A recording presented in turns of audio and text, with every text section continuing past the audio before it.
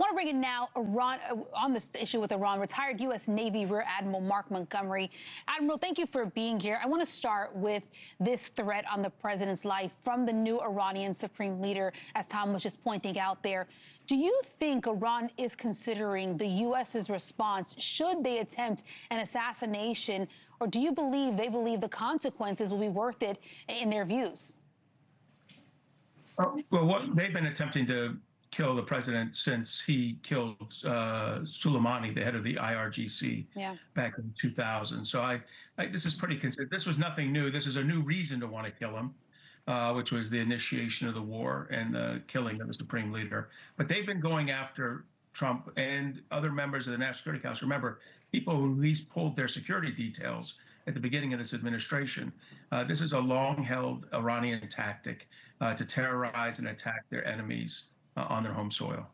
Yeah, I've heard from several analysts like yourself and those who have experience that say the same thing, that almost every president is in danger when it comes to Iran, and these kind of threats are usually something that they're highly aware of. That being said, given that we're in the middle of this conflict, and when you look at reports that even the U.S. Secret Service told President Trump not to take that new Qatari Air Force One amid these rising tensions, in part because that new Air Force One does not have missile defense systems that are typically on an Air Force One.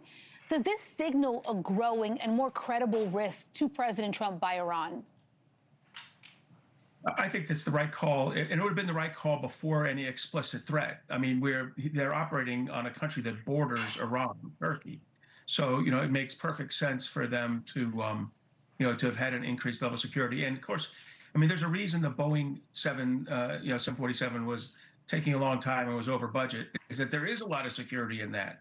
And the kind of the traditional Air Force Ones do have special security and safety devices not found on 747s, and probably not able to be backloaded in even to this Kuwaiti version. Let me ask you about this. Earlier today, NewsNation spoke with U.S. Ambassador to Israel, Mike Huckabee. I want to play for you a little bit of what he said.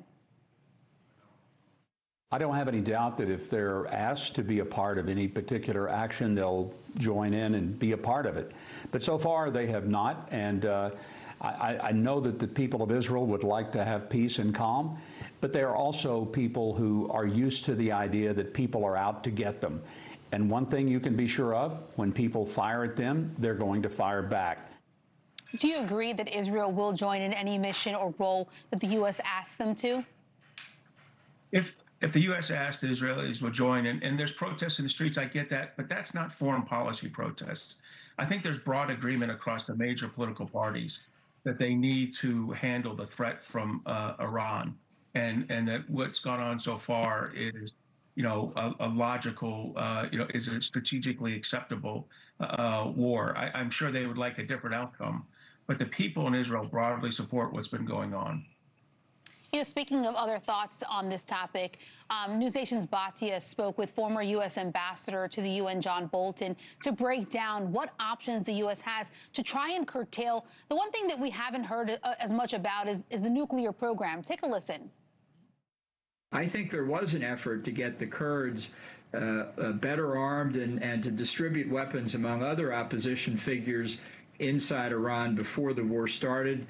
My information is that President Erdogan of Turkey, no friend of ours in my view, called Trump and said, don't arm the Kurds because of Erdogan's own feud with the Kurds inside Turkey. I think it was a mistake to stop. I think the Kurds are true friends of the United States, and they're true enemies of the regime in Iran. Do you think it's worth arming the opposition like the Kurds to force a regime change and, again, get to progress on reducing the risk of Iran with a nuclear weapon?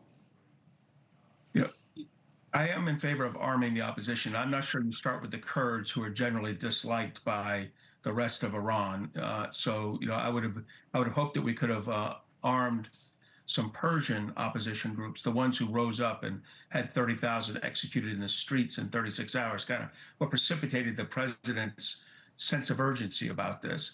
Those are the ones I would have armed. But broadly speaking, Ambassador Bolton's correct that you need an armed opposition on the ground. That's what worked for us in Kosovo in 1999 and in Egypt, in Libya in 2011. And it has not worked here in Iran because there is not an armed insurgency. Yeah, we'll continue to monitor how this situation develops. We know that ceasefire, according to both sides, is done with. There's this pause in strikes, and then there's the big question, what happens from here? Rear Admiral Mark Montgomery, appreciate your time. Thank you. Of course, and it's now